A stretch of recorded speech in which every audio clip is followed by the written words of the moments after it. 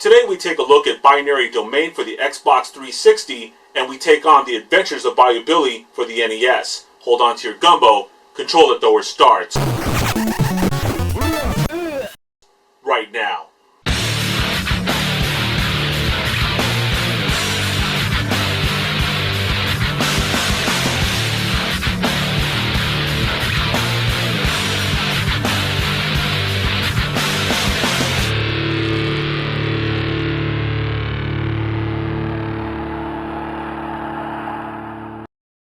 What's happening, gamers? Welcome to the new controller throwers. I hope you guys like the new setup I have here. We're going to try things a little different with this show, giving a little something for everyone. We're going to start it off with a new school review and then top it off with an old school playthrough, which I dub the Gauntlet. Imagine a world where global warming takes its toll on the world, leaving most of it flooded.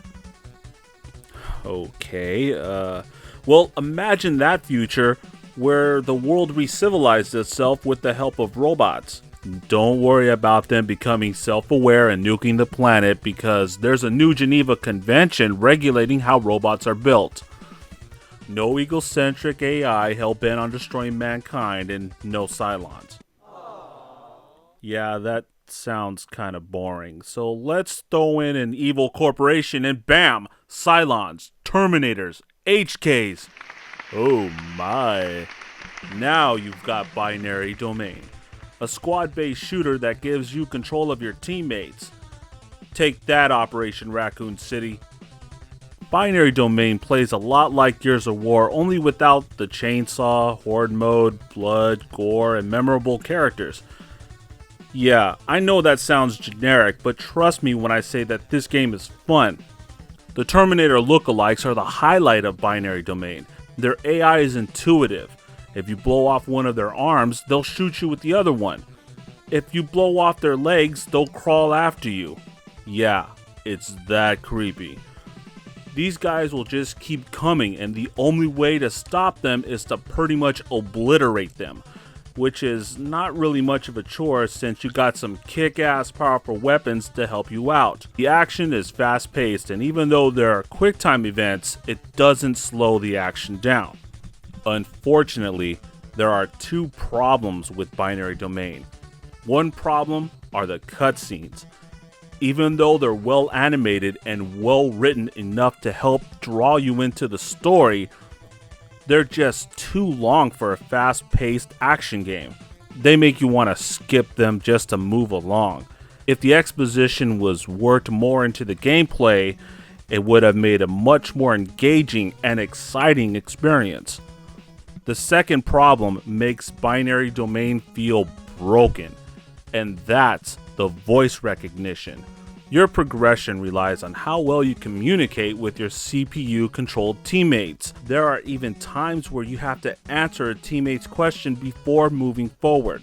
So imagine how frustrated you'll get when the voice recognition doesn't recognize the majority of what you are saying. I tried using my Kinect, my Turtle Beach headset, and hell, I even tried an old wired cell phone headset. None of it helped. I didn't fully understand the extent of how broken this was until I entered the voice recognition mode. I would say one thing and either it wouldn't pick it up or it would recognize what I've said as something different. There was even times during gameplay where I would say nothing and my character would spit out some random words. Despite said flaws, I still found Binary Domain to be a fun, action-packed shooter. Yeah, the voice recognition is a bit glitchy, but it's fun to hear your teammates react to your character's word salad ramblings. Besides, the game's so much fun, you'll overlook it. If you're an action game buff like me, then give Binary Domain a shot. You just might like it. This gets the thumbs up.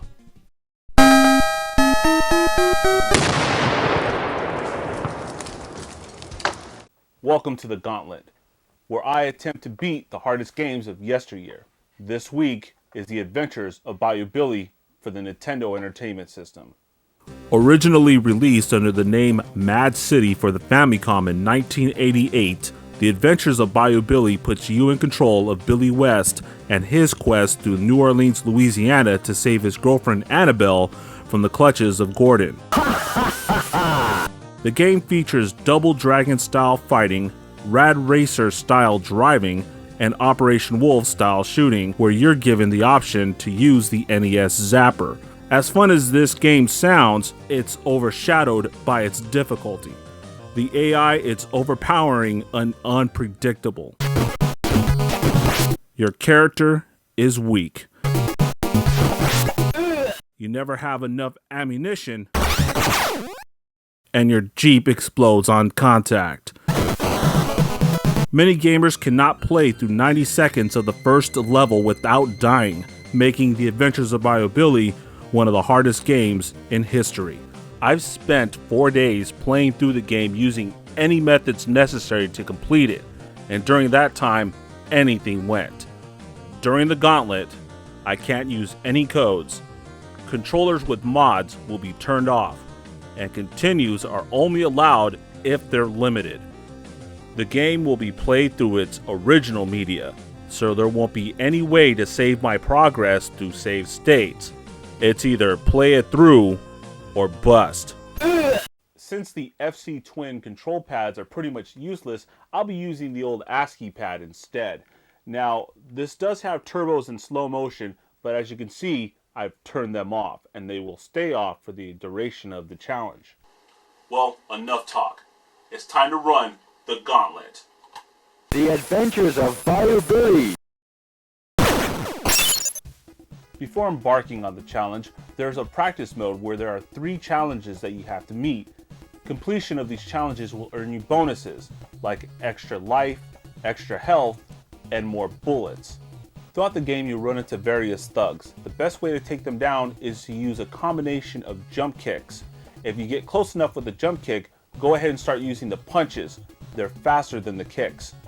Most of the enemies in the game tend to fight on a line of sight basis. So if you can get slightly below or above them, they can't see you, therefore they can't attack you. That leaves them wide open for you to have your way with them. The alligators in the game seem to be a little bit intimidating, but there's a way to get around that. You want to get close enough just so they go around you. When they pop up out of the water, make sure that you're within punching range and start punching the instant you see them rise up. They'll never touch you and you'll be able to beat them. No problem. Go ahead and shoot the hillbillies with the big sticks. You don't want to take any chances with them. Besides, your bullets don't carry over to the next level. The shooting stages can be a bit tricky. Make sure your reticle stays within the middle of the screen as much as possible. It'll be easier to aim at an enemy when he pops out from a corner. At the end of the 3rd stage, you're going to run into some dude that's a cross between one of the Bushwhackers and Stone Cold Steve Austin. Never attack this guy directly. Move your character as far up as you can into the right or left corner. When he gets close enough to you, start punching like a madman. He won't be able to get a punch on you, and he'll fall down quick. The 4th and 5th rounds are the driving stages. These tend to be the hardest for anyone who plays this game. My best advice to you is keep your eyes on the road. On occasion, you'll see flying vehicles and ground vehicles come at you at the same time. Go for the ground vehicle. It's a lot easier to dodge a bomb than it is to dodge a moving car. I was able to complete the 4th and 5th stage, but not before losing all my men. It's the 6th stage to where I started using my continues. Jump kicking the thugs with the knives can leave you vulnerable to their attacks, so avoid it when possible. In this stage, you'll end up getting the whip. It's the best weapon in the game. Hold on to the whip as much as you can. You can't complete the game without it. This shooting stage is a little tricky. Keep your reticle in the middle, just like before, you should be just fine. The bikers are the ones who are going to drop the extra ammo. Shoot them as soon as you can. If not, they'll pop you quick. The end boss in this stage are actually 2 guys. One of them's going to have a knife and another one kind of looks all commando-like. Avoid this guy and go for the guy with the knife. After you dispatch the knife guy, the commando dude is easy pickings. The next stage is Gordon's front yard. All you gotta do is pick off a couple of enemies, and then you'll end up running into some guy who's guarding a bunch of dogs. As long as you have the whip, this shouldn't be much of a problem at all. Make sure you time your whip cracks appropriately when the dogs start to jump towards you. If not, they'll get you. I ended up dying at this part of the game, and because of that I ended up losing my whip. The only way to beat Gordon without the whip is the old stick and move play. Kick him, then move away. Keep doing that over and over again, and you might get lucky. Unfortunately, this didn't happen for me. I ended up getting a game over at this stage.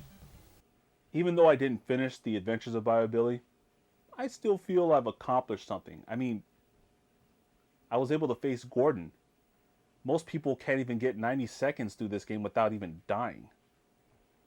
And that should mean something. So Bayou Billy does win this round, but the war isn't over. I'll see this game again. It's sign-off time. I hope you guys enjoyed this new format of controller throwers. Until next time, this is your boy Max. Game on.